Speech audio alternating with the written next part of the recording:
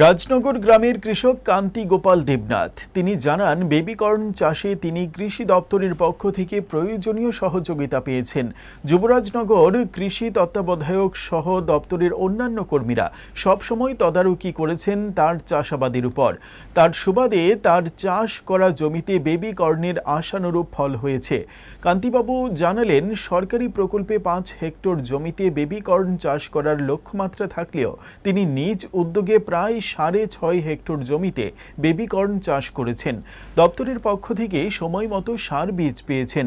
তাছাড়া PMKSY প্রকল্পে 4টি পোর্টেবল স্প্রিংলার মেশিন এবং অন্যান্য বিভিন্ন জিনিস পেয়েছেন তিনি, যার ফলে সঠিক সময়ে জলসেচ করা সম্ভব হয়েছে। বেবিকর্ন চাষে তার এই সফলতা দেখে উৎসাহিত হয়েছেন স্থানীয় কৃষকরা।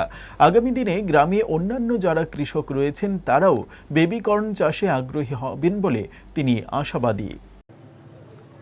তো আমাদের যে বেবিকর্নের 5 হেক্টরের টার্গেট ছিল, সেটা স্টেট প্ল্যান প্রোগ্রামের অধীনে। সেই ক্ষেত্রে প্রতি হেক্টরে 10,000 টাকা সরকারি সহায়তা ছিল এবং আমরা প্রতি হেক্টরে 5,000 টাকা বীজ এবং সার দিয়েছি এবং ক্যাশ অ্যাসিস্ট্যান্স বাবদ প্রতি হেক্টরে 5,000 টাকা করে আমরা দিয়েছি।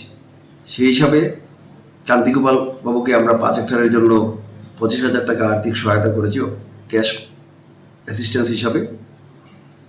তার পাশাপাশি আমরা ফলন যাতে ভালো হয় তার জন্য আমাদের আরেকটা স্কিম আছে PMKSY। সেই PMKSY প্রকল্পের অধীনে পোর্টেবল স্প্রিংকলার ওনার 5 হেক্টর জায়গাতে আমরা দিয়েছি। সেই পোর্টেবল স্প্রিংকলার ইরিগেশন দিয়ে উনি খুব ভালোভাবেই ফলন করেছেন এবং উপকৃত হয়েছেন।